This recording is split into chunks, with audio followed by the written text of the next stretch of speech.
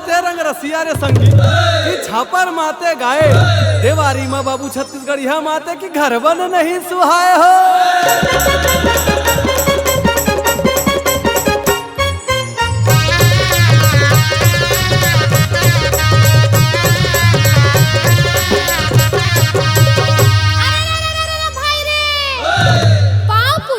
लक्ष्मी दाई के रहिहो सदा सहाय हो, रहबे सदा सहाय हो दाई के कंचन तला गोहराए वो।